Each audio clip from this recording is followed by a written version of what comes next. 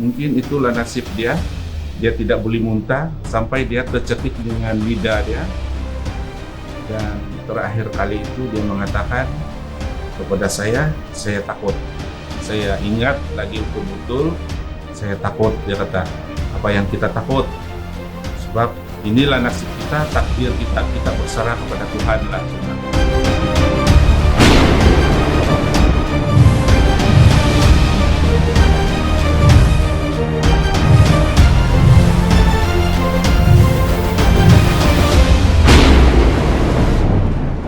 Berlaku pada tahun 2000, berlaku keracunan makanan di sempadan. Bukan disebabkan makanan yang kami beli dari luar, tetapi ini berlaku kami mengambil satu jenis sayuran di hutan.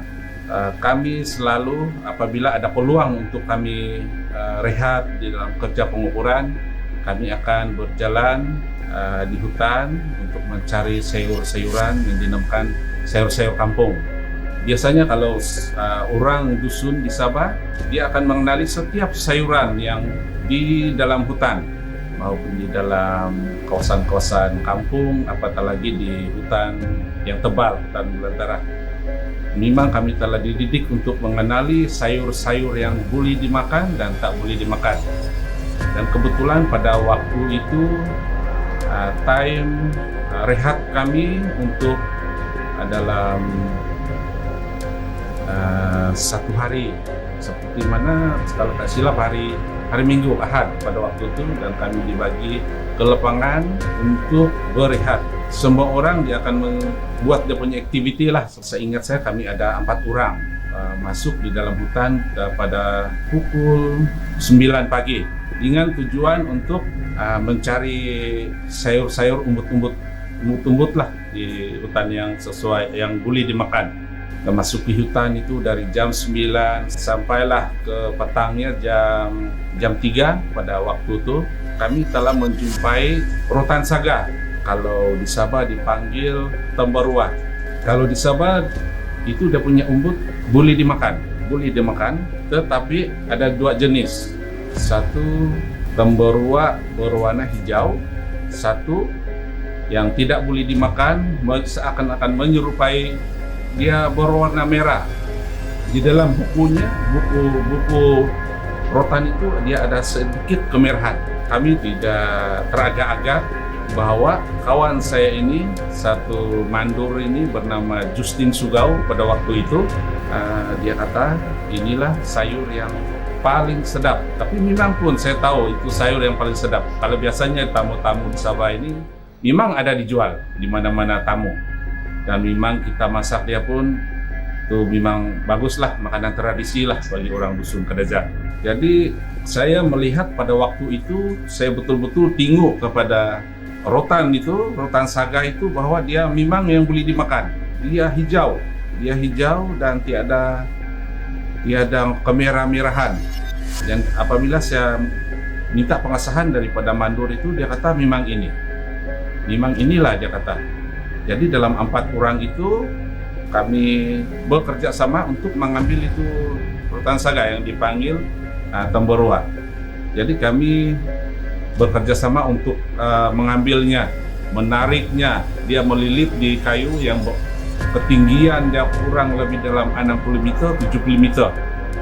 Jadi akan menariknya dan kami ambil yang di ujung sekali, yang ada umbut. Jadi apabila kami sudah mengambilnya, pada waktu itu mandur Justin Sugau ini dia memang sudah makan. Dia akan coba, dia kata. Dia buka kulit dia, ambil umbut dia, memang dia sudah makan lah. Dia makan.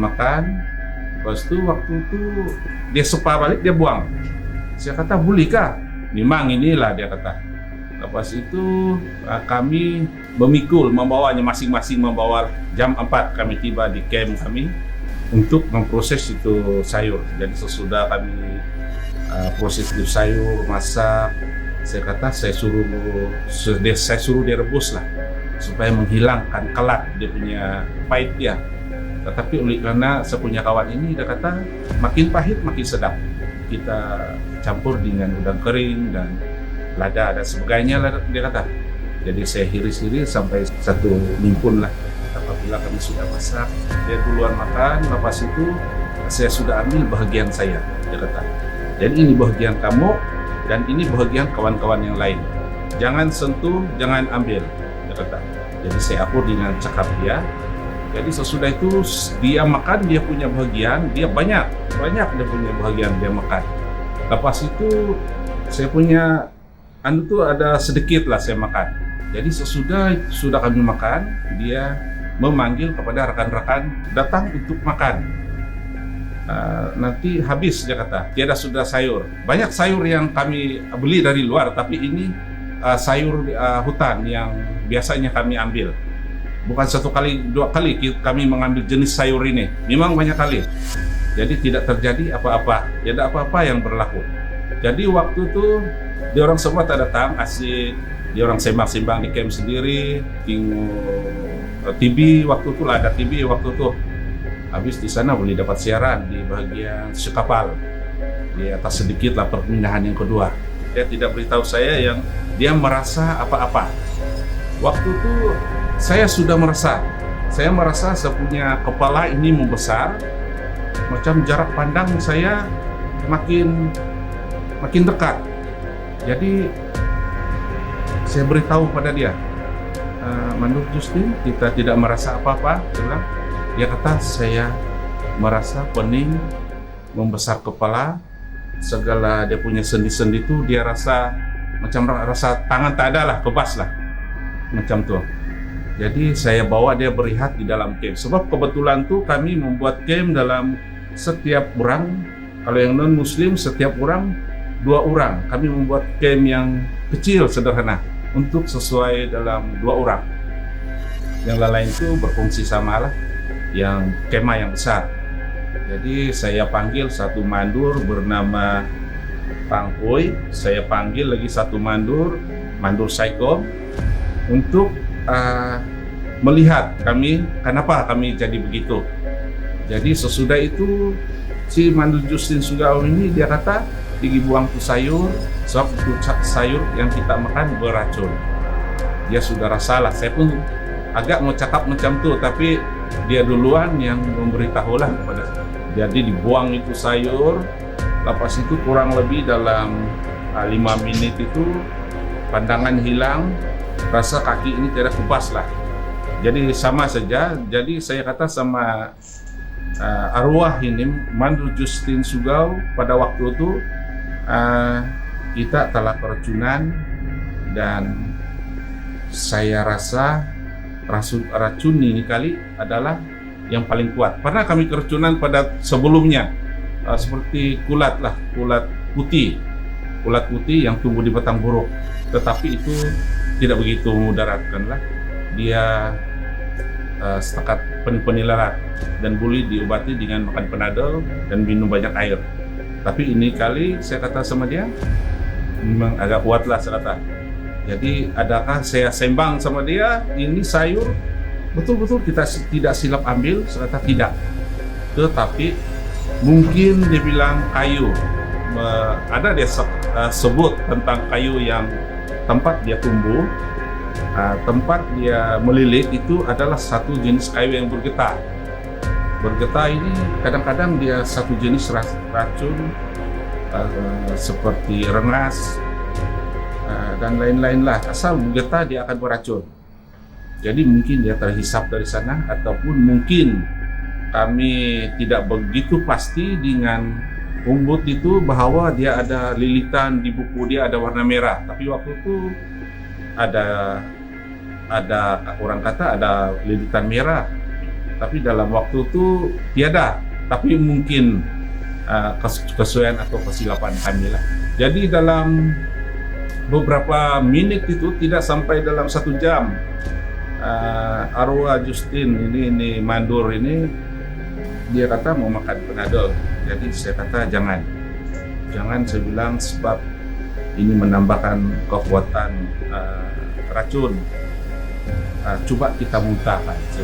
Saya bawa dia muntah, cucuk itu langit supaya boleh muntah. Tetapi saya buat sepunya saya boleh muntah. banyak kali saya boleh muntah, tapi ini arwah ini tidak boleh muntah. Minum air pun cucuk dia punya langit tak boleh. Saya coba minum air setekat 3 mineral, saya cucuk langit, dia akan muntah. Jadi mungkin itulah nasib dia. Dia tidak boleh muntah sampai dia tercekik dengan lidah dia. Dan terakhir kali itu dia mengatakan kepada saya takut. Saya ingat lagi betul-betul, saya takut. Dia kata, apa yang kita takut? Sebab inilah nasib kita, takdir kita berserah kepada Tuhan lah sebenarnya.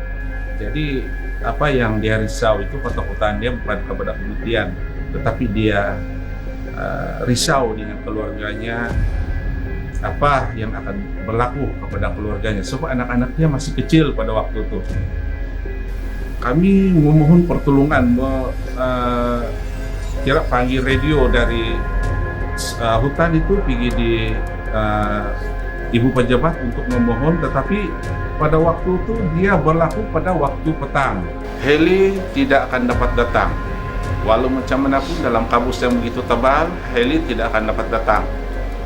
Jadi dalam satu inisiatif yang mandur-mandur telah bincang, dan pegawai tim leader pada waktu itu Victor Nasir, dia sekarang di Tawau, ya Tawau. Lepas itu dia orang ambil satu perbincangan, ada satu kampung yang permulaan kami buat ukuran itu di Skopal, ada satu penduduk di sana, satu buah rumah, dia memiliki bot. Lepas itu dia memiliki bot, dia orang berjalan kaki di sana selama 1 jam lebih untuk meminta bantuan bahwa kami ini akan dihantar ke Tawau. Lepas itu dia orang patah balik ke kemah bahwa kami akan dikasih jalan dan diusung sampai ke laut. Dalam perjalanan saya kira-kira pada waktu itu mungkin dalam 2 jam lebih, saya ingat waktu itu. Jadi semua dalam pasukan itu kerjasama untuk membimbing kami.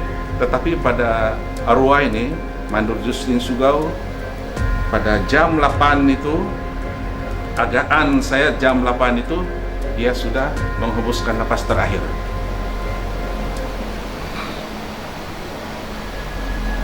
Iya, dia mati pada waktu itu. Jam 8 lah. Dan saya berteriak bahwa dia sudah mati. Dia orang kasih pindah saya dari camp kepada kawan-kawan lah. Pas itu dia orang membawa kami kepada arwah itu, masuk dalam stretcher dan diangkat, diusung sampai ke tepi pantai dalam perjalanan yang 2 jam. Lepas itu saya tidak mau diusung, dikasih masuk dalam stretcher. Saya mau diheret. Itu atas permintaan saya. Atas permintaan saya untuk supaya saya berpeluh dan kali-kali membuang air. Saya mau air senantiasa ada untuk saya minum. Dalam perjalanan itu